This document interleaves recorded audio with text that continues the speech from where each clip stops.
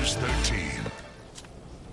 It's cramped, crowded, and cracking. Kind of sounds like a rundown jail. But this blighted building is not where the bad guys go.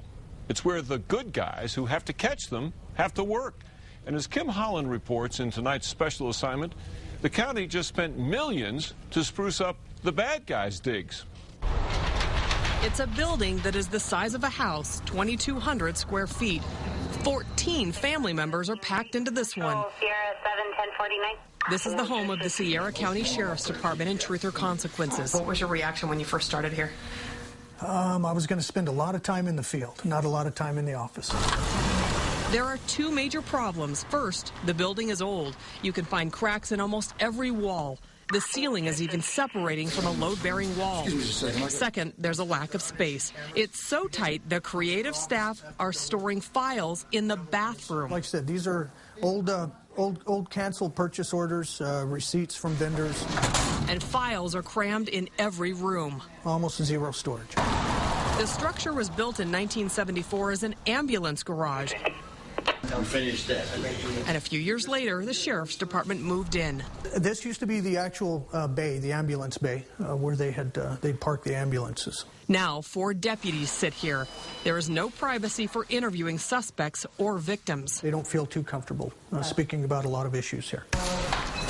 The Sierra County manager says she's aware of the poor conditions at the Sheriff's Department, but Jan Porter-Correjo says there's just no money in the budget. A big chunk of cash was just used for the more than $5 million renovation of the district courthouse and jail just across the parking lot from the sheriff's office. You're not asking for a big, gigantic luxury building, right? No. Space is a high priority. Storage, but above all, something that's conducive to a work environment. And you don't think this is? I definitely do not believe it is. I'm a person that don't quit. I've never quit. Eagle Ashcroft is a 77-year-old man who has the drive of a workhorse. He's a retired law enforcement officer and spends plenty of time at the Sheriff's Department. I'd like to see him get a new building. Ashcroft is the biggest supporter of the new office. He started a group called Friends of the Sheriff to raise money and awareness about the cramped conditions and safety concerns. It's a disgrace.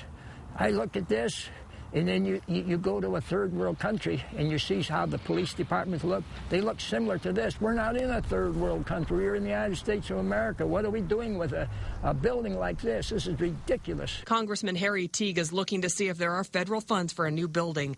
Ashcroft believes it'll cost $1.5 million. In the meantime, the county is talking to a private landowner about renting another building for the deputies. Kim Holland, KRQE News 13.